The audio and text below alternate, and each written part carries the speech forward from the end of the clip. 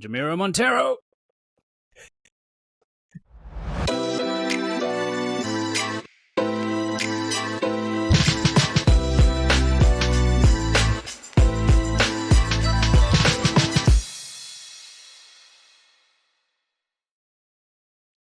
G'day, mates. It's been a big week. There's no doubt about it. Alster, I'm going to be honest.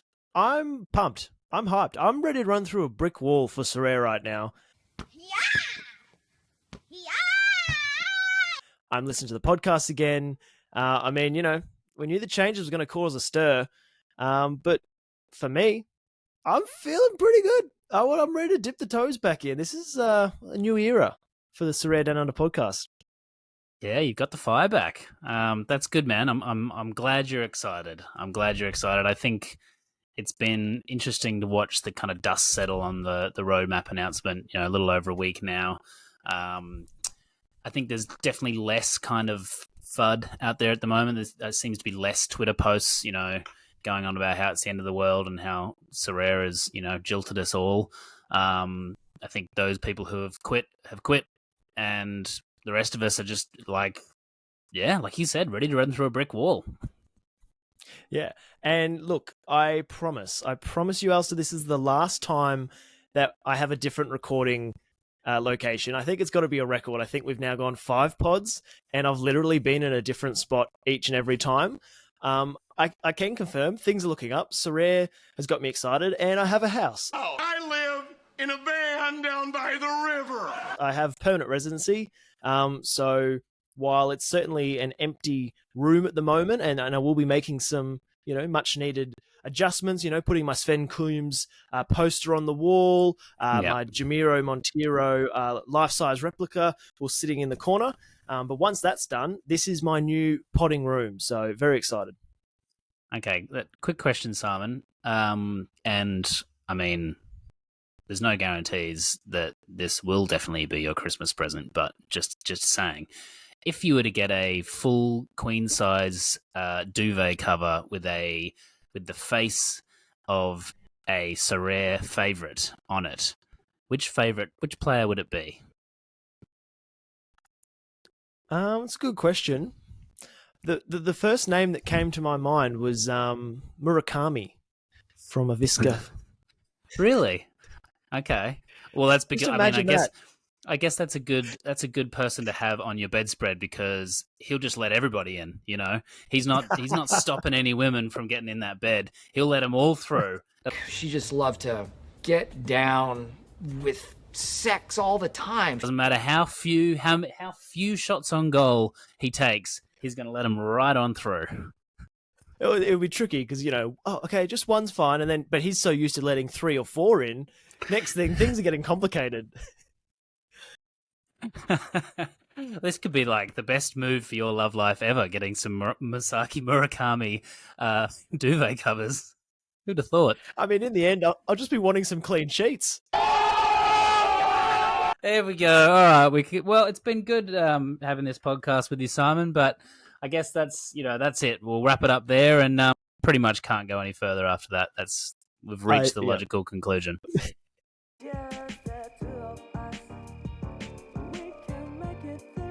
Now, Alistair, I'm moving away from the bed sheets. Let's bring something up that, you've very quietly just let fly under the radar. Now, we didn't publicly do this because we know that no one actually really cares about the lunch wheel. It's just us. So we did our own private lunch wheel. And of course, you won 2-1. It was very close. Now, it didn't quite go as planned for you now, did it? The lunch wheel? No.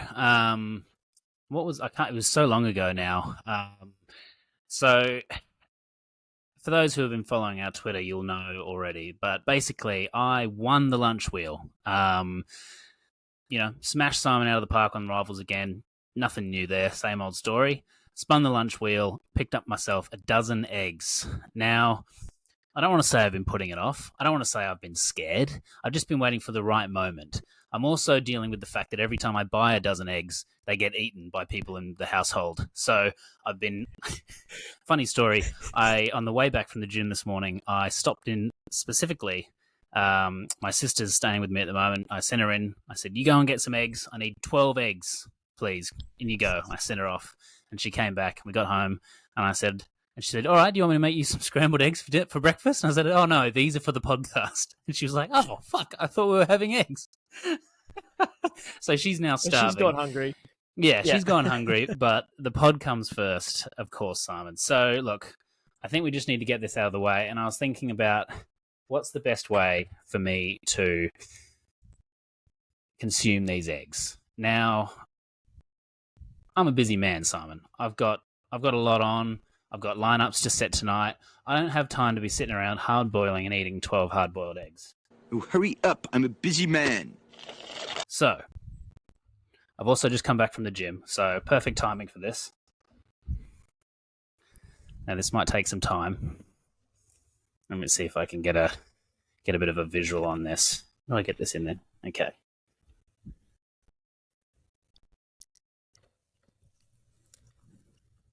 This could take a while. Might have to speed this up.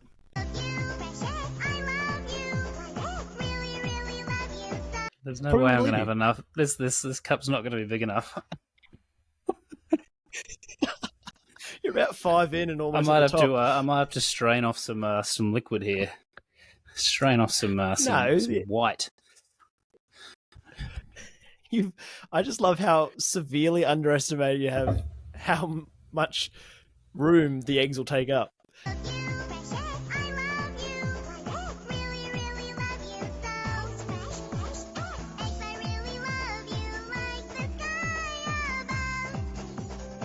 Okay.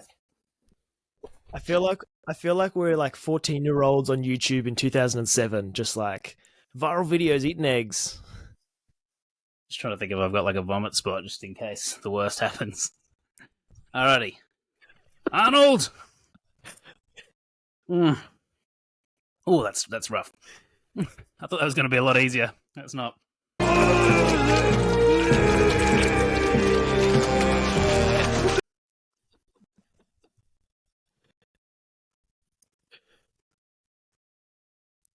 Oh man. Oh, that's a grim sight. Please don't throw up on the podcast. Woo! Well, that was good. 7 eggs.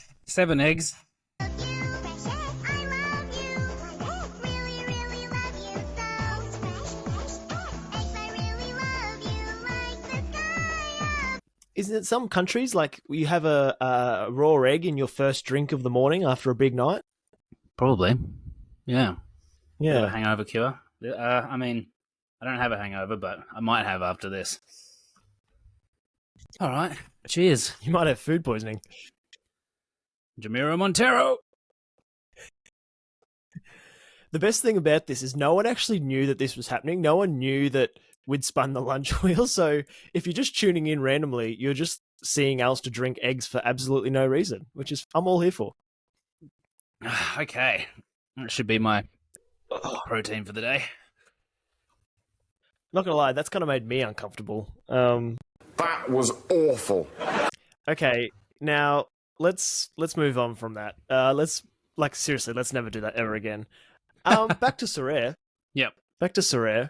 Now, obviously, sold my rares a couple of months ago. Went to the limiteds. Of course, my beloved St. Louis stack. My limited show Sasaki sitting there very proudly in the gallery. Went and bought the best of the best. I mean, you can't lose if you have literally the best players in the world. That hasn't really worked. And here I am, Alistair, all these months later. You know, the house is falling down around me, but I'm looking to do renovations in the kitchen, looking to move back into the rares. And there's been a bit of change since our last pod. Yeah. Okay. So obviously you were kind of already planning, you were thinking, look, Asia is a good league to watch. It's on at the same time as we're awake. You don't quite have the unpredictable nature of the MLS.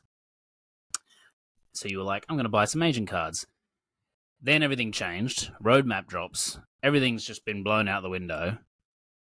But you're still persisting with the Asian boys. Do you want to talk us through your thinking, your strategy here?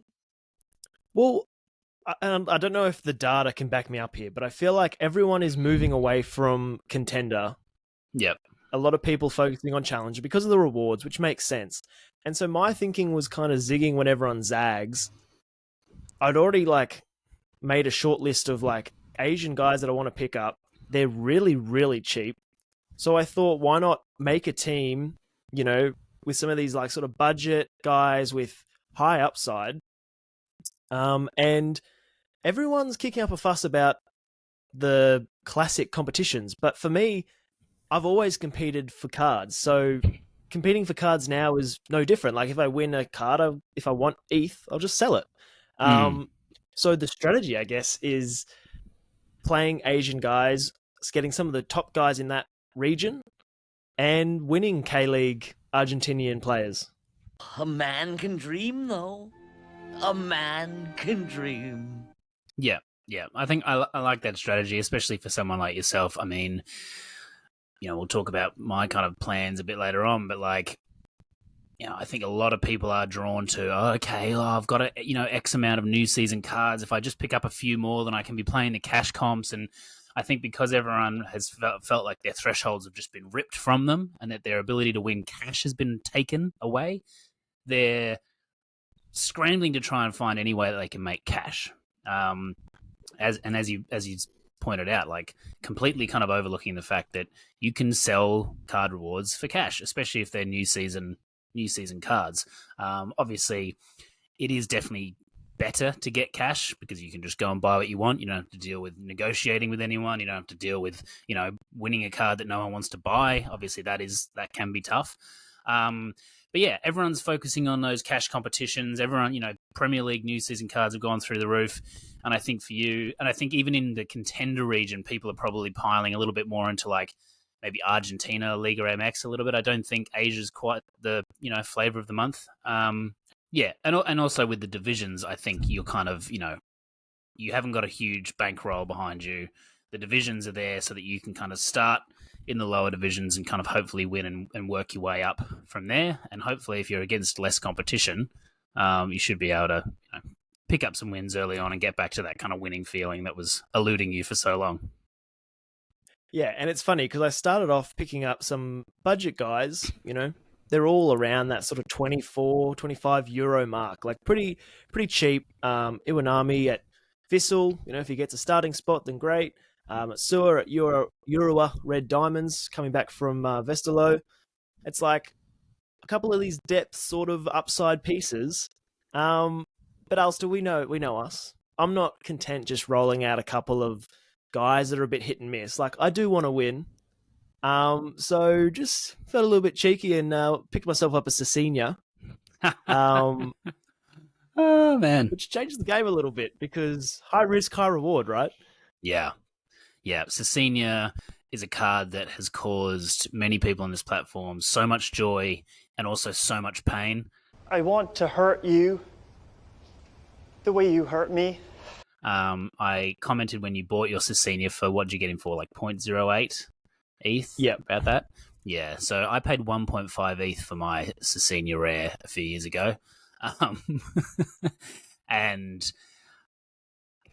he's a great forward. He does everything for Daegu. I think people have cooled on him a little bit because they didn't have AA last year. And I think if they did have AA for all games last year, I think Cecina would have been just one of the best cards on the platform until he got injured. But so many game weeks last week, it'd be Cecina's out. Why is he out? No one knows. Sore toe, sore tongue, gone on holiday, sick. He was just, you never felt confident that he was going to be in the starting lineup, even though he's their main man. I do remember last year, was it last year? It might have been the season before. Because he's so good for that team and because everything goes through him, the opposition team tends to just try and take him out, literally. It's like the Neymar effect. Neymar's constantly just getting beaten on by players because they're let's just take him out, let's just injure him so that he has no effect on the game. I think that's what happens to Cecina. So, look, it's a new season. Apparently he's back from injury. He's been playing in the preseason. I hope he becomes the king that he once was for you. Do I have a psychopathic? Am I a psychopath that loves pain? Like, why do I do this to myself? Sadomasochist. Why didn't I just get someone nice, get someone safe? He scores a few goals, like a nice young guy, plenty of information. But I mean, with the players that I've got, the reason why I went for the Cecina is like he's got that 100 effect, right? Yeah. And especially playing in Asia, playing in Contender. I don't know if this is a bad strategy, but I'm like not as afraid to throw a bit of caution to the wind, if that makes sense. Like, Yeah, I think you got to. I think because you have to. The rewards that I'm going to be winning are going to be as good. I would rather come first come first rather than come 20th every 4 times, if that makes sense. Yeah, totally. I think we were going through who the players you should buy, if you want to stick with J League. And I mean, all these kind of guys are, I guess, like another name that we threw around was Ryo Kikuchi. Now, obviously, he's been out for an entire year, bad injury. You never know how they're going to come back from these kind of injuries, but he's a player that could hit 100. And there's not that many in Asia that can hit hundreds for you. Like, it's a pretty stock standard kind of league. There's not any real smashes. And I think, Contender as a whole league, apart from maybe some of the Div 2 guys, there's not a huge amount of just absolute smashes in there that can hit hundreds, especially in Liga MX and Argentina. I feel like you don't see that many hundreds. So yeah, players like Cecina, Kikuchi, I wonder if there's any, like maybe Wakazaka is another one from Frontale who could probably get up there in the 90s, hundreds. Yeah, I think you've really got to go for broke with the gallery you've got. And I've got some really good depth pieces alongside, but it begs the question, Alistair. So, my infamous walkout on the rares. Yep. Here I am, just over a week away from the J League season. I've got a pretty solid team. Currently going to pick up an Araki from Hiroshima. Solid effort. I've got Asano. Some good pieces, right? But guess what I was doing, Alistair? I was doing the math, bit of boy math, and I think I might be ready to dabble back in and, reinvest into the platform. Oh my goodness. Simon Rathbone. Wow. God, okay, it's happening. Everybody stay calm. What's the Everybody procedure, stay everyone? calm. What's the procedure? Stay calm. Wait. Everybody calm down. I mean, I've got to say I agree. We've been watching the prices go down. Now, the conversation could be had of are they just going to keep going? Is Sorare dead? And I think we've got to, in terms of just the feel of, you started the show. I've got the fire back. I'm excited. Sorare has me ready to run through a brick wall. And I feel like, again, just a lot of the people that I interact with on Discord, content creators, they seem like they've got the same vibe. So these low prices, if it is just a knee-jerk reaction to everyone going, oh, you've taken away my ability to win cash, now these Contender classic cards are worthless, great time to buy in, surely. Yeah. So that's what I'm thinking. Just I can get some really good scorers for pretty cheap. I only need to put in a couple extra $100. I feel like at the moment my team that I'm rolling out is it's good, but I feel like I'm just missing one or two pieces. If I could plug in a Sasaki and a Wakazaka, then those, more budget guys I got are fantastic depth. They might not hit every week, but they're good players to have just as that gallery depth. Now, I was checking the bank balance. I've got a house now. I can probably afford to, put a little bit more money into Sorare. Yep. Now, don't get me wrong. This money I'm well and truly accepting. I'll probably never see ever again. You're kissing goodbye to it. Yeah. It's goodbye. Should we actually literally light some money on fire right now on the podcast? We've drunk eggs. We've already drunk some eggs. Let's light some goddamn currency on fire. All you care about is money. Now, my only reason for not pulling that trigger immediately, it is the instability. Now, Sho Sasaki, probably one of the best players in Asia, right? His price has continued to fall down. He's down to 0.07. Okay. So it's continuing to plummet. Wow. There is no reason for Sho Sasaki's price to go down. He's arguably one of the best cards in Contender, in terms of a defender that's consistent. The fact that that's almost halved, do I wait and sit on my hands just for a couple of weeks and let's see how it all plays out a little bit? Because we're obviously in uncharted territories, and I don't want a case of like, yep, I'm going to jump back in, the prices are low, but then his price is halved in the next week. Okay, so I have a theory on this, Simon. So I think there's a very small window that you have to buy these cards. Now, hear me out. So currently, if you go and play in, I mean, there's obviously no Contender until the end of March anyway. If you're playing Asia right now, all you can win is current new season Asia cards. Those new season Asia cards will be old season in a couple of weeks. They're going to launch the J League soon, surely. Like, new cards will be out usually within a couple of weeks of the season starting. So I think people are kind of, Premier League cards, Jupiler League cards, all the European leagues.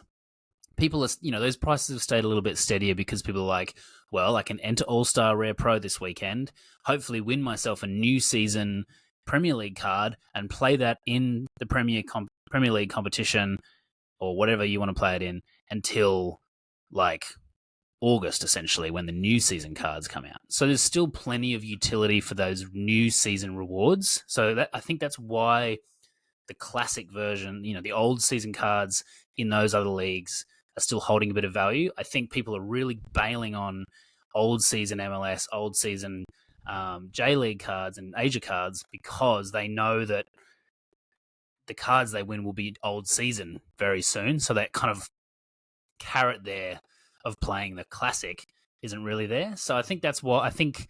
As soon as they launch the new season cards, all of a sudden the old season cards will take a bit of a boost because all of a sudden you can win new season cards, which you can then use all season long in the in-season Contender competitions to win cash.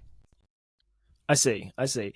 But everyone keeps hating on the K-League. Like, it's a bit of a joke. Like, they say, why would I play this competition? Okay, I see what you mean. It's a bit of a... I think you're saying the K-League's a joke. Ooh, burn! I mean, obviously it's a joke. It's a ridiculous league. So people have been saying that why would I play Contender when I'll win a K-League guy, right? Yeah. I think I might be the only person on the platform that's actually okay with winning K-League guys, because as you touched on, those old season cards, or the new season cards that you win, are pretty much useless. Now, I don't know if this is a bad idea, and this might be infuriating people listening, but if I want a K-League guy that was scored really well, I would never buy a K-League player. Apart from buying, Cecina. Apart from the one you bought. I like those random K-League players. But I will say this, if I want a guy and he scores well, if he just has a random DMP or drops off the face of the earth, I didn't buy him, I won him. So if I can use his scores, then I'm okay with that. Does that logic make sense at all? It's real estate free. It's a free house for you, Jim. Well, it's the logic behind, this ongoing debate of do you like winning cards or do you like winning ETH? Winning ETH is great because you can then go and buy stuff with it, but I personally don't find it as exciting. I like winning someone and going, well, maybe not so much when you are expecting a really good reward that and you get someone bad. That's not great. But, those tier 3s, tier 2s, tier 1s that you get where you're like, oh, I don't know this guy. Oh, he scores really well. And then all of a sudden you become a fan of that team, you become a fan of that player. I say you come for my blood. Can you get my blood? And that's, it goes back to this conversation we're always having about what makes Sorare enjoyable. You've got that spark back. And I think part of the spark is that you've now seen this opportunity to start playing in a league against people of your own level, in a league that isn't as competitive. You're not playing against the best players in the world. And all of a sudden, you've got this, hope. You keep using the word. I don't think it means what you think it means. That you can win again. And that's exciting. So I totally see what you mean. And whether it's a K-League guy or an Argentinian guy or an Austrian dude, it doesn't really matter. I think just winning someone is exciting. Yeah, 100%. What was I going to say? I think with the Asian thing as well, like you said, I think it's the hope that I can actually win. Like I know that if I'm going up against PSU fans in All Star, like it's not going to happen for me. No. And you know, this whole not winning guys, Ulster, I've played Sorare for like 3 years. I've never won a guy I know. Ever. No. No. I won a Raheem Sterling Limited once. Yes, that's true. And that's Eze, it. you won Eze at that time. But maybe you didn't know who he was. Yeah, there you go. That's true. Yeah. No, look, I like it, Simon. And look, I'm not sure how much you're looking to invest, but I do think, looking at your gallery, the players you've bought, and shout out to Matsuyama. So I've been pushing people's Patreons on here. I'm just like, guys, we need to get back into Patreons. It's worth $10 a month or whatever it is. We've recently signed up to Matsuyama's Patreon. So we've been getting all these like inside tips on, who's good to look for in the J League. You've picked up some players who, like you said, they've got that strong upside, but I don't know whether you can roll them out in week one and be confident that anything's going to come of it. Whereas I think you maybe need a few more kind of anchor pieces in that lineup. Your Sasaki's, potentially like a Wakazaka. You've obviously got Cecilia up there.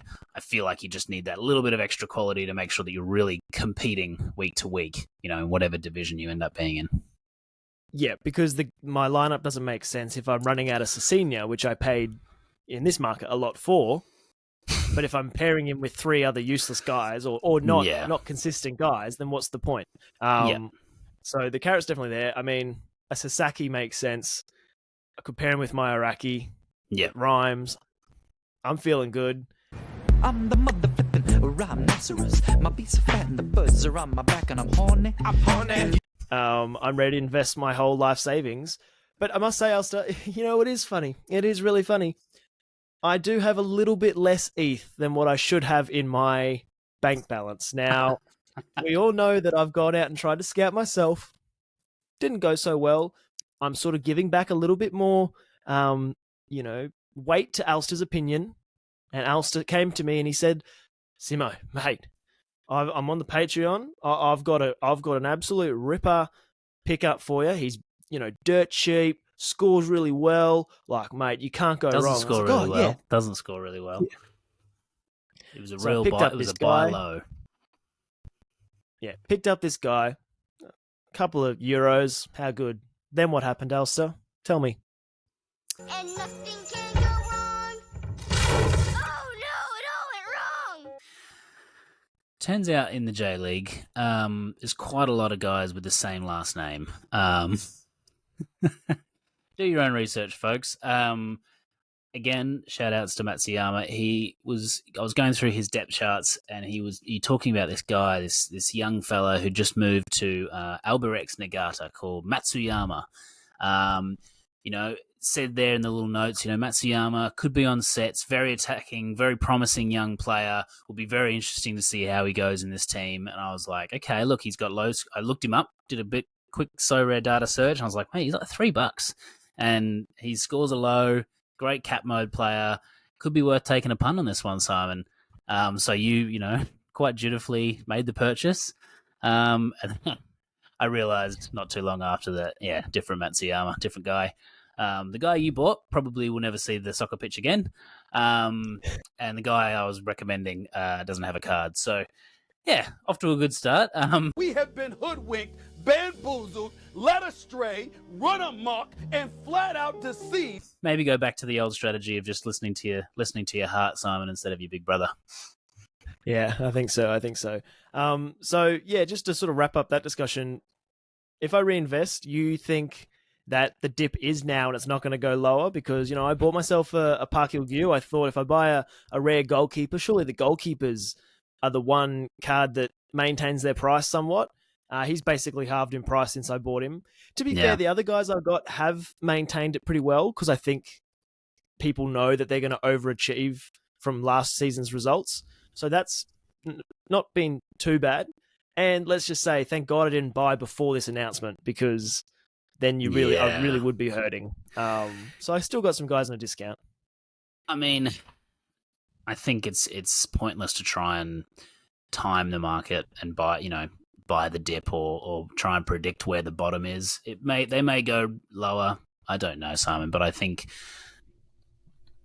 you were aware of the fact that you're doing this for fun.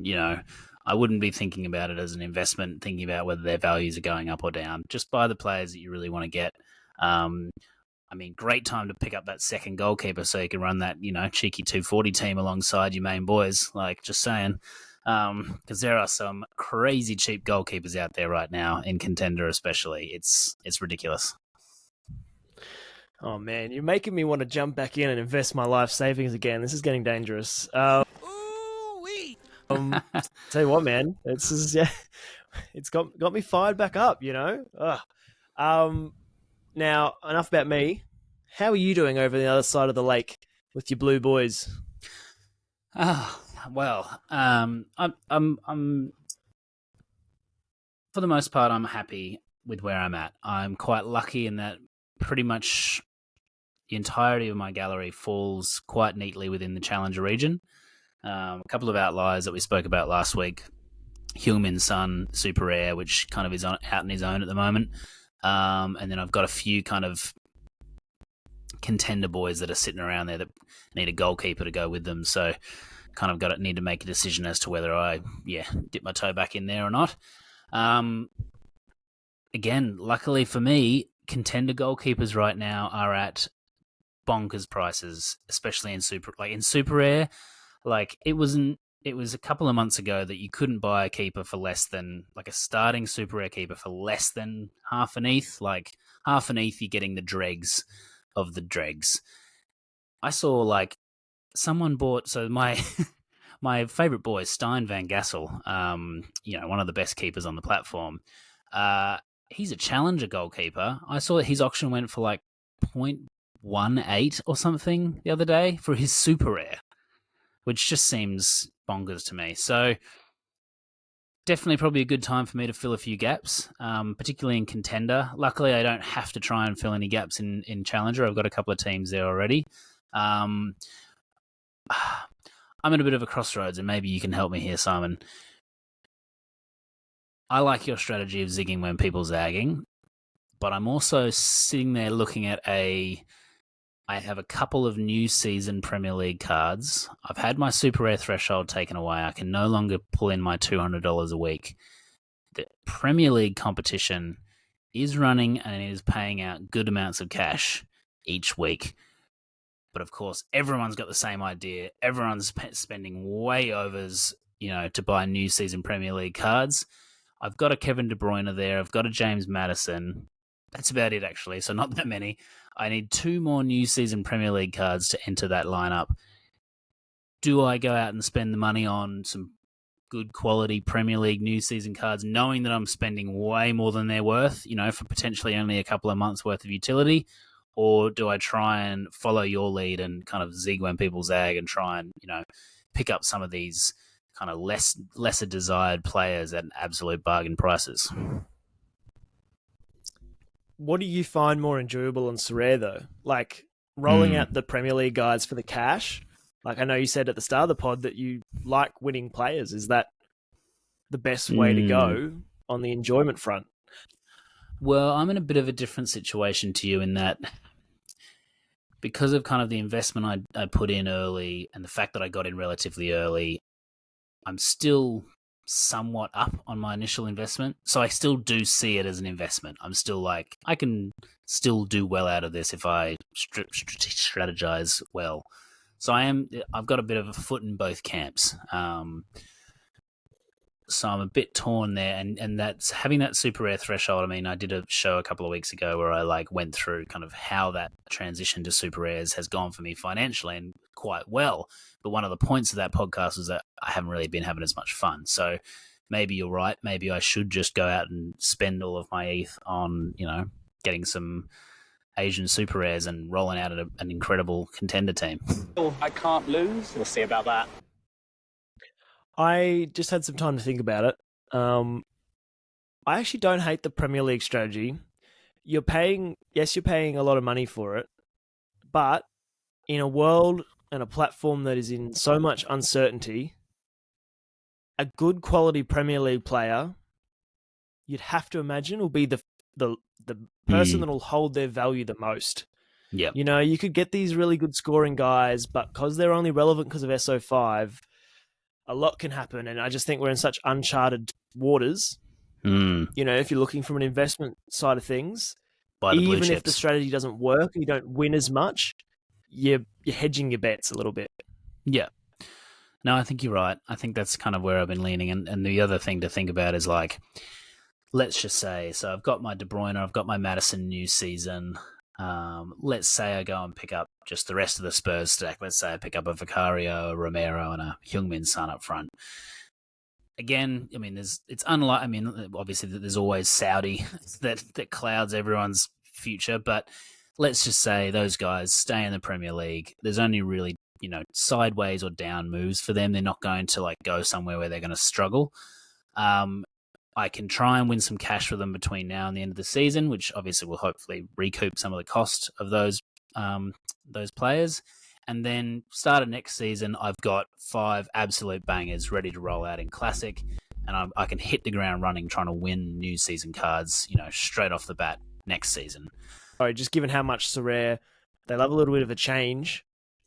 From what I'm getting and gathering, in my uneducated opinion, they'll always look after the Premier League. They've spent the most money on it, I'm assuming. So they're always going to be putting good competitions. They're going to be putting little special weeklies and catering towards and pushing people towards that Premier League route as well. Yeah, I think because I'm looking to get into some more rares. I was initially thinking like maybe Champion could be good, but yeah, I'm still on the fence. I haven't pulled the trigger on anything yet. I think I'm set for my super rares. Like I said, I do need to go and buy a couple of pieces to make sure I've got a good contender team for the summer, especially. But I don't think I really need to go and pick up any more big super rare pieces. So the cash I've got sitting there is really just designed for rares. Now, of course, the other option I have is just to go and buy old season Premier League cards and just play Champion. But then I'm up against, you know, every other league. Division. Whereas the Premier League, you've got that benefit of like if you can buy the best players and run them in the Premier League only competition. Yes, I'm going to be up against some whales who have better stacks than me, of course, but I'm in with a good chance, you know, week to week of picking up some cash. So yeah, I'm not quite sure. Yeah, I think the Premier League's the way to go. You're sort of limiting the selection that the whales have to choose from for their lineups each week. Yeah, exactly. I'm not up against, you know, Mbappe and Kimmich and Harry Kane every week. And also like the Premier League, because I've been doing some scouting, I've been looking, you know, what forward am I going to pick up, what defenders. There's not really that many overpowered cards in the Premier League. Like, let's be honest. Rodri's probably the only one where you're like, he's just a game breaker, you know, in terms of his scores every week. And then obviously you've got, you know, your De Bruyne's, you know, Bruno, there's a lot of midfielders that you could say are like superstars, but then you look at forwards and like apart from Haaland, maybe Salah when he's back, Heung-min Son is probably another one. Not a huge amount of like forwards where you're like, this guy is a game breaker. Like this is, you know, this is an Mbappe, this is a Griezmann, you know, those kind of players that you can rely on for 80s every week. Like it is quite an even competition, you know, because it is the best competition there is. Speaking of best competitions that there are, now I'm wearing my A-League Melbourne City jersey today, Simon. Now I thought something that caught my eye this week. You actually shared this with me on Instagram. Now people are saying, when are we bringing on the A-League? Come on, like I actually saw a stat the other day, Simon. Most goals per game on average of any league in the world, the A-League. So get your attacking stacks for contender, you know. The A-League's coming to mess shit up. Yeah, we'll pair them with my defensive J-League boys, and we are on. Exactly. There you go. J-League defense, A-League attack. You're good to go. Now, this video that I'm about to show you did give me pause somewhat.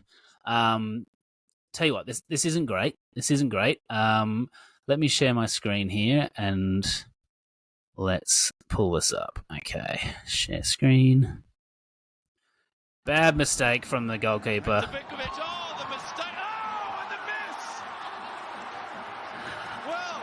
Oh, there's the man, Danny Vukovic, by the way. Saved him with that error led to goal. So he's it would have been an error led to shot, I suppose. Bad mistake from Vukovic. All right, show that again. Here we go. Slow motion. Yep. Open goal. Boop. Well, it should be 4-0. And as they say in social media, Peak A-League. Peak A-League we've got right there. Not amazing. Not amazing. Now, I thought, I didn't want people to be thinking too poorly of the A-League. So I've found a couple of others. Found a couple of other pretty decent misses out there. Here is another one from the Jupiler League. People often think the Jupiler League's a bit of an enigma. People don't quite know where to place it in terms of the the strength of leagues around the world. Okay, let's share that screen again.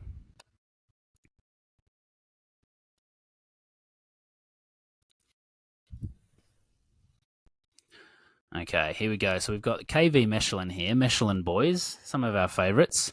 All right, I think this was last season. All right, good cross here. All right, straight up in the air. Bad punch. Easy goal for Nicola Storm there. Oh, don't worry, just take the tap in. Die op een of andere manier niet kan scoren. Hij trapt op de bal. Wat een misser van Aster Franks. Wat gebeurde er daar allemaal in het strafschopgebied? Twee jongens zijn ook geveld. De doelman van Oostende Hubert in dat duel. I think that one's worse. What about you? Yeah, that's up there. That one is what I think on Sorare. That shouldn't even be a big chance missed. I think he should just automatically get 0 points. What do you reckon? All of his cards should just be burned immediately, and anyone who has that card loses utility forever. It's just gone. Your card just disappears from your gallery, and you'll be glad to. You'll be glad that it's gone. You get a couple of coins as compensation, and off you pop.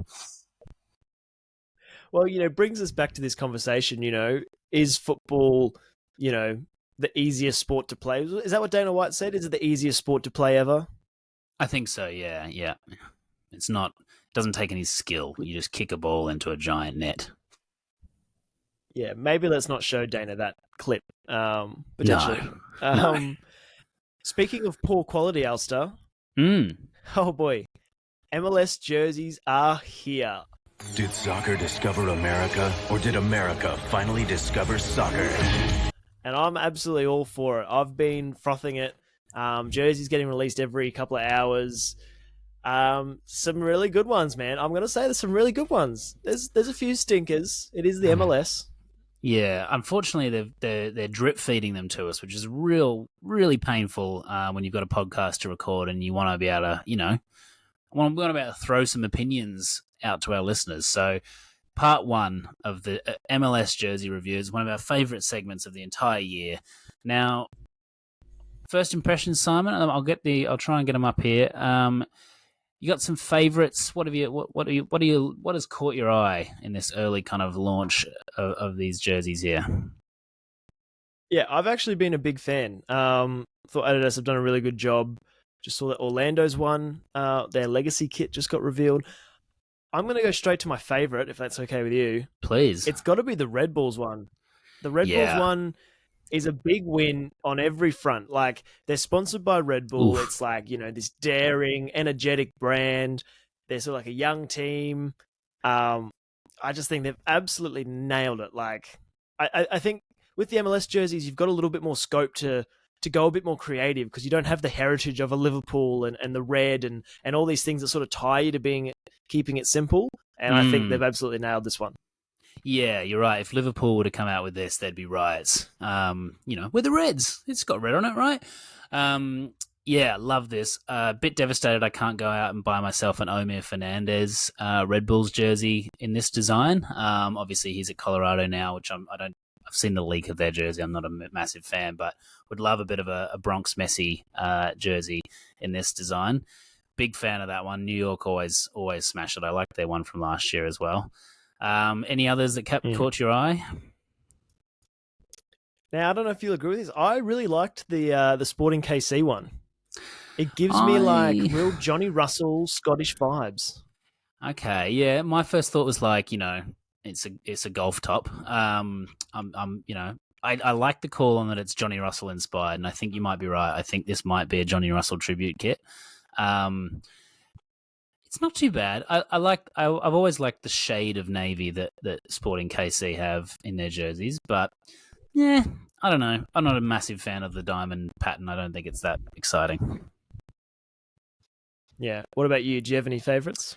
Okay, I'm looking at some of the new ones. I think this might be one of your least favorite, but I actually really like the Real Salt Lake one. I think they've had such boring jerseys for the last couple of years. I think this one really, I think it pops. I think the yellow is good. Like, it's not too much yellow. Their jersey last year sucked. I like the kind of brighter red that they've used, and I like the kind of little mountain design. I think it's a cool jersey. I don't think I'll be buying one, but I like it. I like the homage to the Utah Alps kind of thing. It's just there's a lot going on. Like, there's stripes, there's color changes, there's the Sorare bar graph that's going up and then down. Yeah, a lot going on. The Sorare kit, yeah. The we're in a dip kit. I like it. Yeah, bit of a low blow there from Real Salt Lake. Unofficial title. What about in terms of least favorite? Big losers, yeah. Yeah.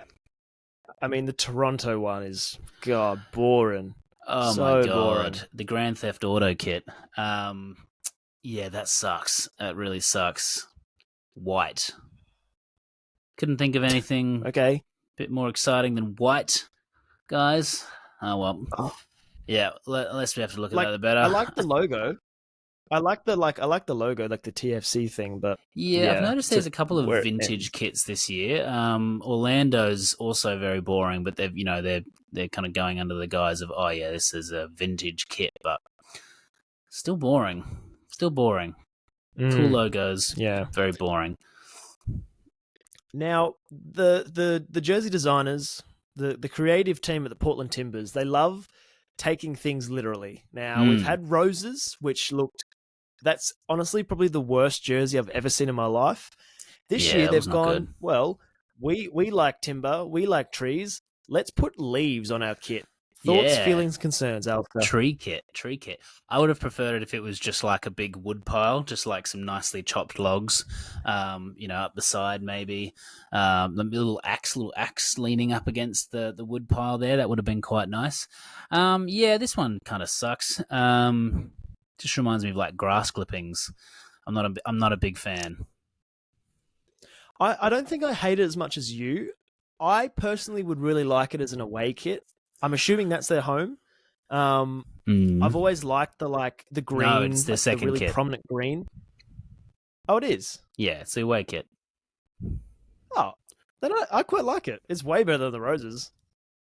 It is way better than the roses. I'll give you that, yeah. I thought I like the concept and I like the coming from the side. I just didn't think they had to be so realistic with the leaves. Like, I just don't like the fact that it's actually leaves.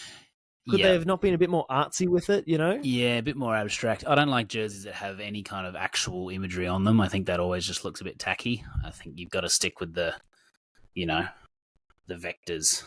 Not a big fan of the leaves. I've got a little hot take. I don't know what your thoughts on it, but I actually don't mind the New York kit.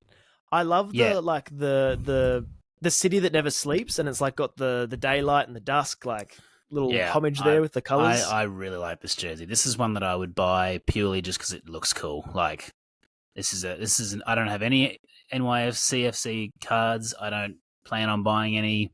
I don't really like their club that much. This is a cool kit. It's a very nice kit. Love the retro logo. Big fan of this one. I like how it looks all wet. Love a wet kit. Big fan. Yeah. Any final thoughts on the remaining jerseys? I mean, we can probably rank these a bit later on. We've got a bit more DC's okay. Not a big fan of the Sounders one.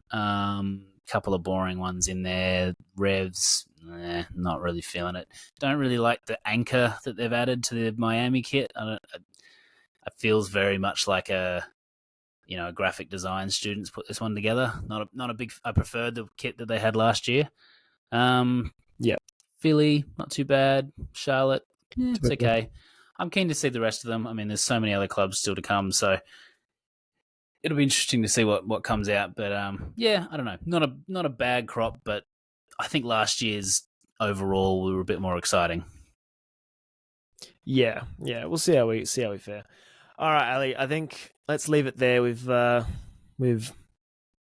chatted for long enough. It's been a big ep. I mean, I've been very excited to record this episode all week. I've been messaging you, being like, "When can we record?" And you're like, "Just hold your horses, man. I've got things to do." Eggs to buy. Probably some more changes going to come once we finish recording. Am I going to dip the toe back in? Am I going to reinvest? Am I going to prove that the new changes have been right all along by Sorare? We'll see. Certainly thinking about it, and exciting times coming ahead. Yeah, I love it. And J-League starts next midweek, Simon. So you don't have to wait too long to roll your boys out. I'm certainly excited to get some of my boys out there again. Absolutely. And just to finish up, how are you feeling after all those eggs? A general sense of uneasiness has swept over me. Yeah, I'm not sure how the rest of the day is going to go. I mean, protein levels through the roof. But yeah, a kind of sneaking weirdness deep inside me. Maybe don't go for a run. Yeah, can't do some burpees. All right, on that note of sneaking weirdness, we'll see you next week. All right, love you, mates. Bye. Bye. Love you. Ooh.